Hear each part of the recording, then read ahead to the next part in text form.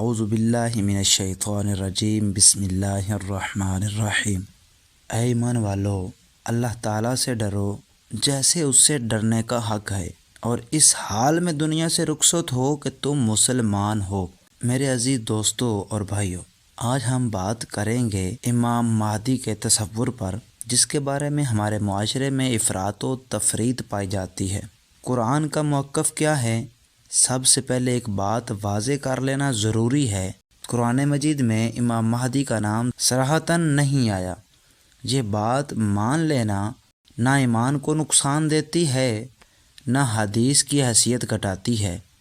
قرآن ہمیں یہ اصول ضرور دیتا ہے کہ اللہ تعالیٰ زمین میں اپنے دین کو انسانوں کے ذریعے غالب کرتا ہے۔ اللہ تبارک و تعالیٰ قرآن مجید فرقان حمید سورۃ النور آیت نمبر 55 کے اندر ارشاد فرماتے ہیں کہ اللہ نے وعدہ فرمایا ہے ان لوگوں سے جو ایمان لائے اور نیک عمل کیے کہ وہ انہیں زمین میں خلافت عطا فرمائے گا۔ یہ آیت کسی ایک شخص کا نام نہیں لیتی، بلکہ اللہ کے قانون خلافت کو بیان کرتی ہے۔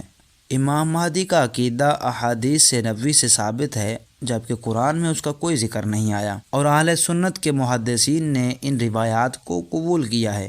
نبی اکرم صلی اللہ علیہ وآلہ وسلم نے ارشاد فرمایا کہ مہدی میری اولاد میں سے ہوں گے اور حضرت فاطمہ رضی اللہ تعالی عنہ کی نسل سے ہوں گے، اور پھر فرمایا کہ ان کا نام محمد ہوگا اور ان کے والد کا نام عبداللہ ہوگا۔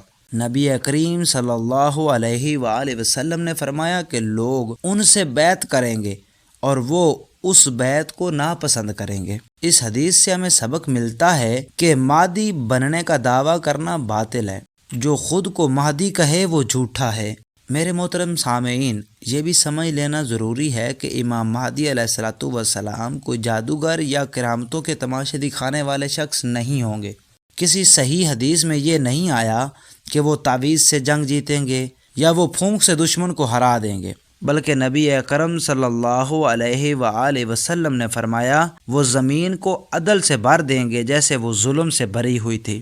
عدل نظام کو مانگتا ہے، حکمت مانگتا ہے، اور محنت اور جد و جہد مانگتا ہے۔ میرے سامعین، امام مہدی علیہ الصلوۃ والسلام کا انتظار کرنا ہاتھ پر ہاتھ دھرے بیٹھنے کا نام نہیں ہے، ظلم کو برداشت کرنے کا جواز نہیں ہے۔ اللہ تبارک و تعالیٰ قرآن مجید فرقان حمید کے اندر ارشاد فرماتے ہیں، اللہ اس قوم کی حالت نہیں بدلتا جب تک وہ خود اپنی حالت نہ بدلے۔ یہ آیت ہمیں بتاتی ہے کہ اصلاح پہلے خود سے شروع ہوتی ہے۔ ہم پر لازم ہے کہ حق کو دلیل سے پہچانیں، دین کو کردار اور عمل میں زندہ رکھیں، کسی شخصیت کو خوابوں، افسانوں یا نعروں سے نہ پرکھیں، بلکہ قرآن و سنت کے مطابق اس کے عمل کو دیکھیں۔